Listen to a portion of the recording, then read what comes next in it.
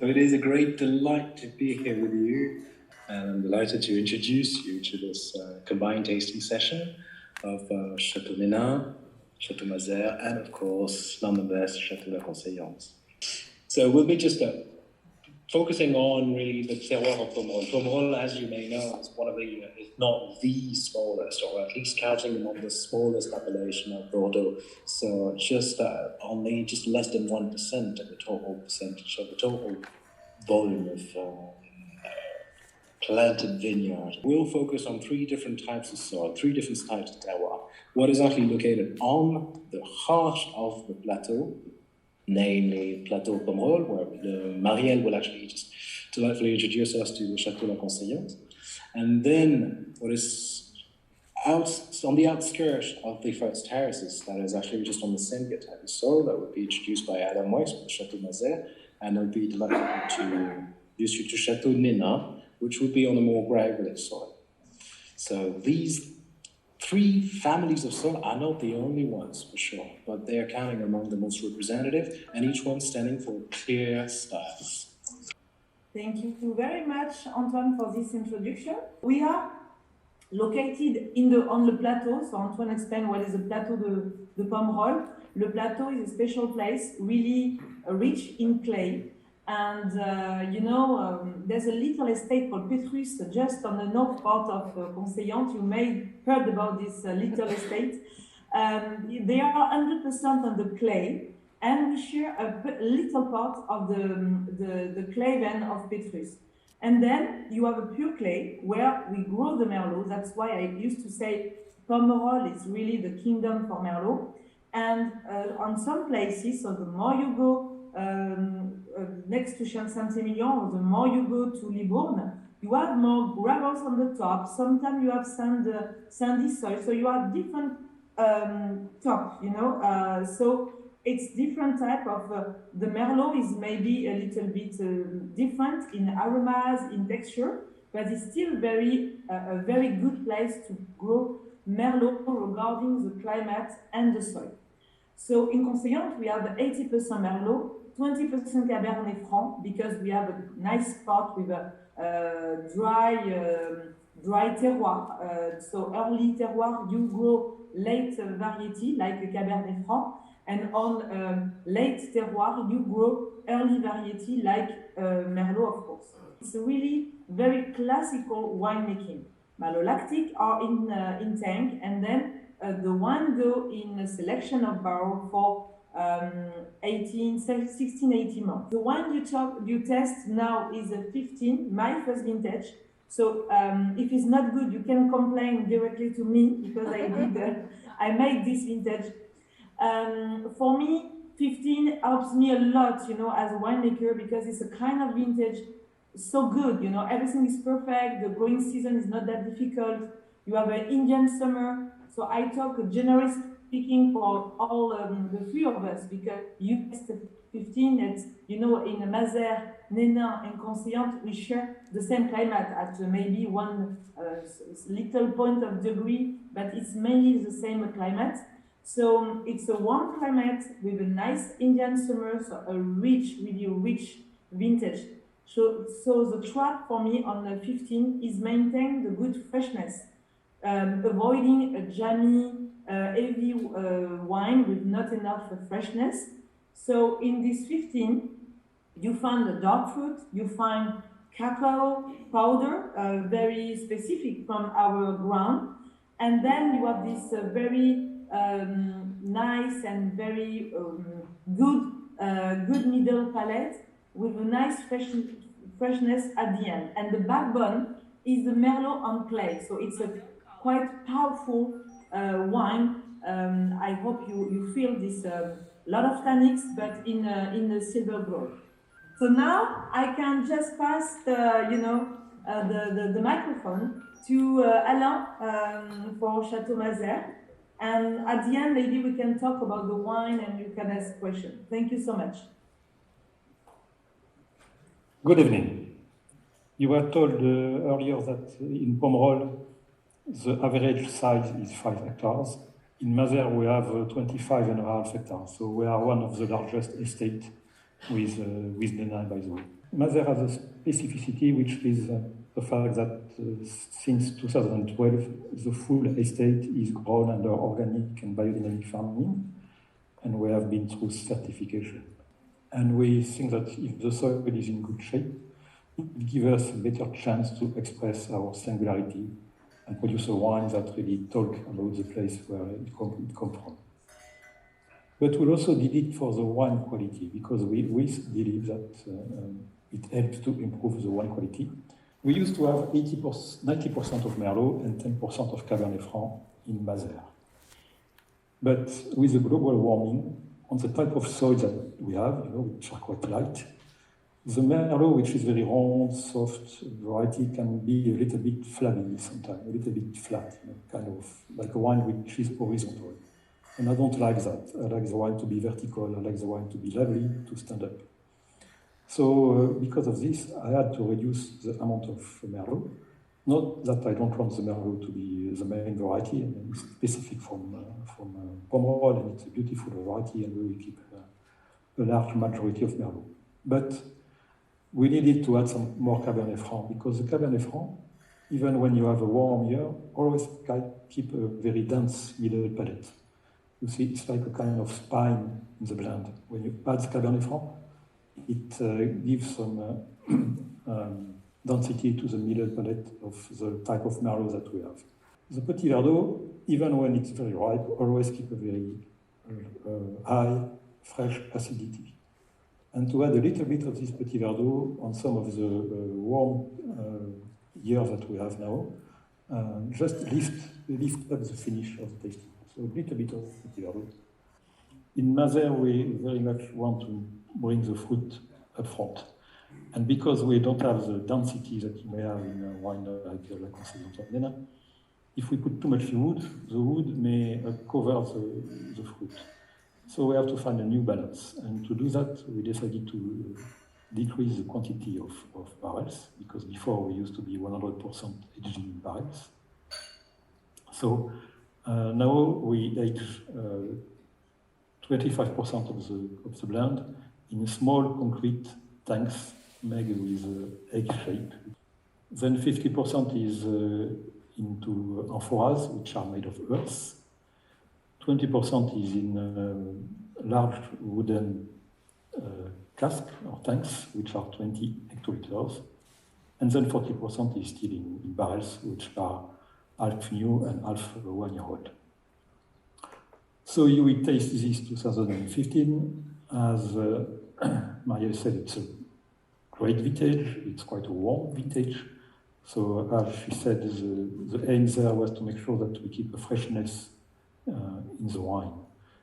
And here you will see on the nose, it's quite complex. You have some spices, some coffee, some tobacco leaves, a little bit of cherries, and a drop of licorice.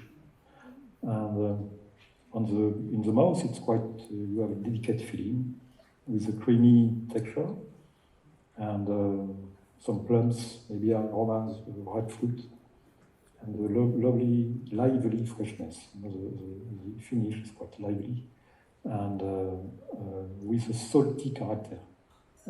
This is quite typical from red wine under Biodynamic on the right bank. They always get this salty marine notes in the finish. The Chateau Nenin has been producing wine since before the French Revolution, although the chateau itself was only built by 1840 by the family who owned it since 1840 until recent period of time, as it was sold to Mr. Jean-Hubert Delon in 97. But in fact, they were cousins, so in a way it remains in the same family. So when he acquired it back in 97, he knew that he had a sense that this terroir was actually beautiful, just this part dedicated to the Grand Vin, Chateau Nenin, just sitting on the edge of the plateau. And the second wine, the Fugue, is actually just really on the edge and underneath it with a steadier proportion. As you can see, where it is located with a little 1, 2, and 4, this corner, just neighboring the Chateau Nenin on the left-hand side, is the kind of the southwest corner of the plateau. So this is where exclusively is produced the Chateau Nenin. In fact, it doesn't seem like it, but when we're talking about plateau, there's a real difference in altitude. We not be afraid of words and use the word altitude. There's a 12-meter difference from the highest point to the lowest point here at Chateau Nenin. And then what is quite typical is that we do have a wide first section that is actually just composed of clay and gravel, and they're pure gravel down to 2 meters deep, which is pretty rare. So it's just a mixture composition, and it has a strong impact on both the style of the wine, but starting with what type of grapes can be planted thereon.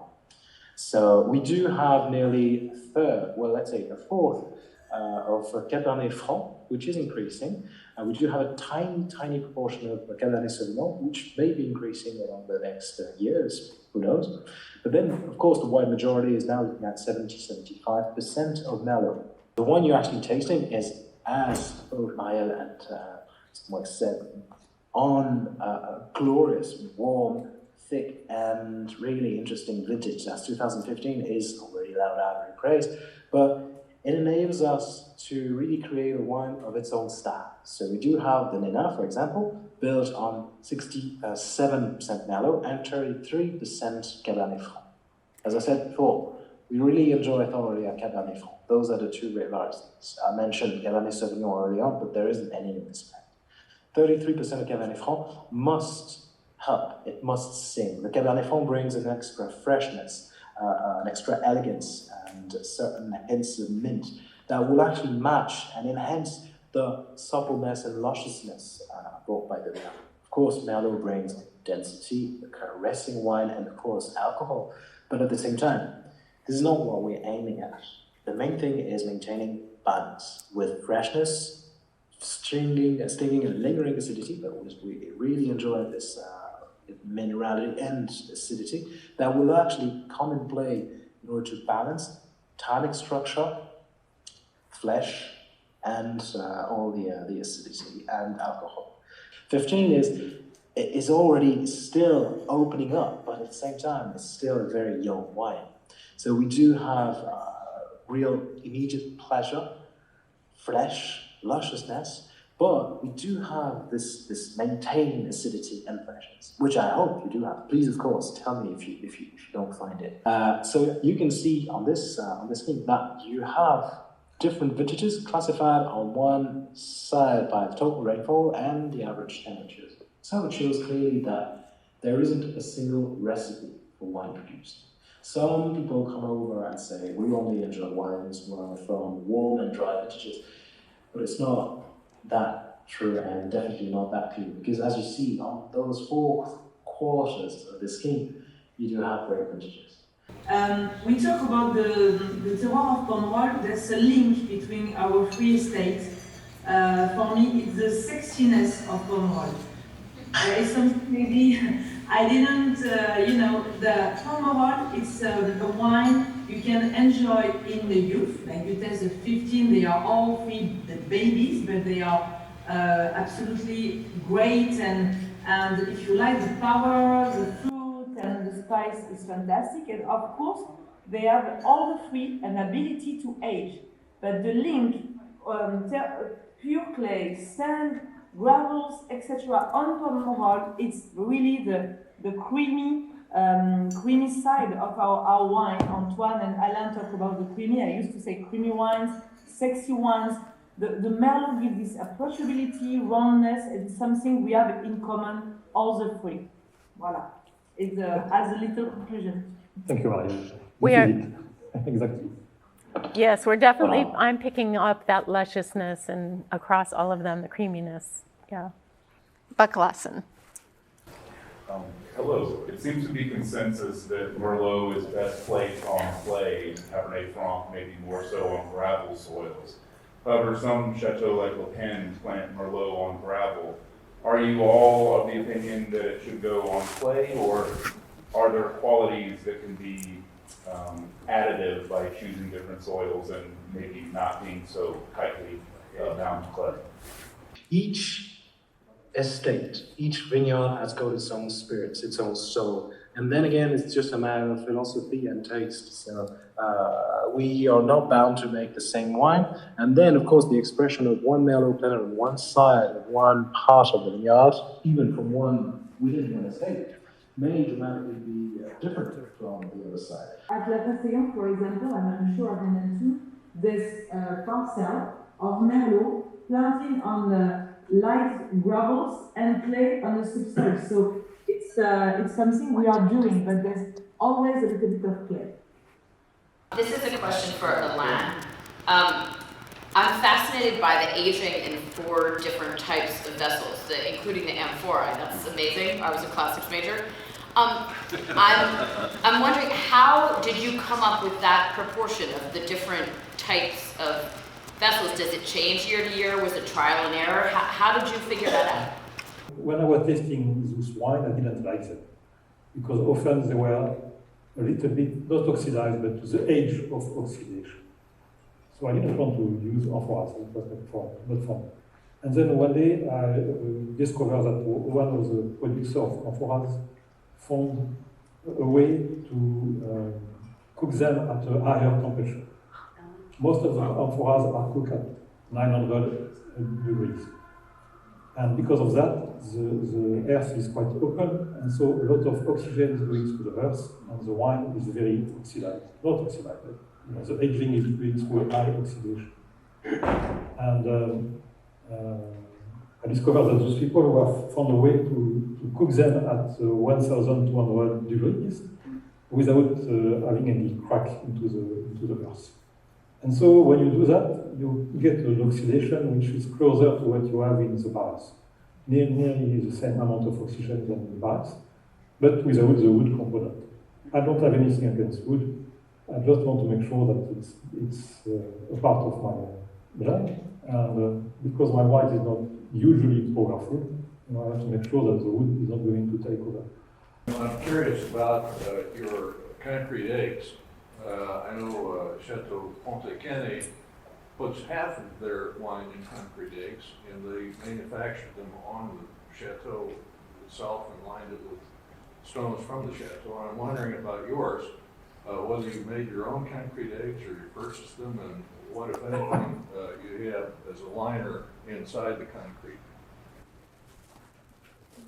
Well, it's pure concrete. There is no liner inside. To make it simple, during the aging, the wine needs to breathe. You need to get some oxygen. Like in the eggs, you see one part is large, one part is not so large. So the temperature is controlled, it's always even, but the pressure is not controlled.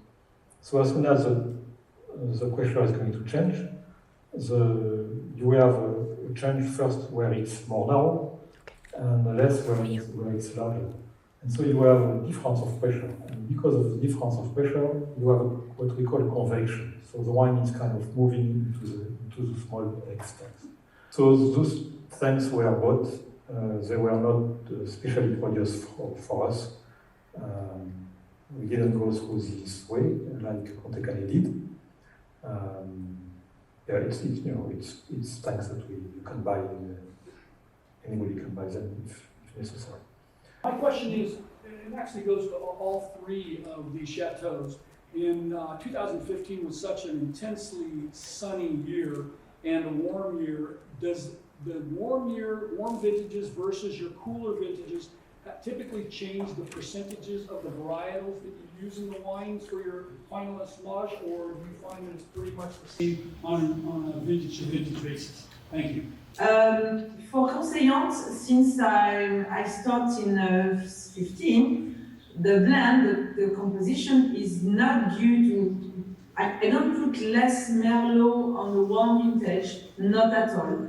The only tiny adjustment we could have is, for example, when we are on the very, very dry vintage, a small berry of cabernet franc, because the cabernet franc might be sensitive to the drought. So we have a yield less important on the cabernet franc. That's why we have a little bit less at the end of cabernet franc in the blend. But mainly speaking, we are always at 80-20% And when it's a different component, more or less merlot or cabernet, is due to frost in 17, less cabernet franc because some frost next to Cheval Blanc, or 2018 tiny berry of cabernet franc, but not just we don't want to lower the merlot because of the vintage. It's not something we are doing at La Conseillante because we maintain enough freshness in our merlot. We adapt, and we do have indeed a wide selection of merlot, but then strong cabernet franc, and each year they play a different role. So we may play from 20 to up to 42% of cabernet franc within the blend of Chateau Nenin over the past recent years. So it really changes, but the thing is maintaining the balance and the style. So we have to adapt, of course, but it's not willingly that we're just start each vintage, just asking ourselves, here we go, we're going to start course as well, up to 50% of Cabernet Franc. It's just depending on how they taste and how they blend. When you are looking for a balance and you taste, it's not quite there, and you look for it, and sometimes you add just 1% of one thing, and wow, it's there. You feel that the wine has found its own balance and is angular style. And there is no rules. Sometimes it's more merlot, sometimes it's less. Always depends on the vintage. And the beauty of it is that we don't control it. We experiment it, we try, we find it, but we can't say before it's going to be like that. It's always a surprise. Well, I think we're ready to end, but we thank you so much. It was really great. Thank you. Sadly, we are far. Thank you. Thank you very much. Thank you. Thank you.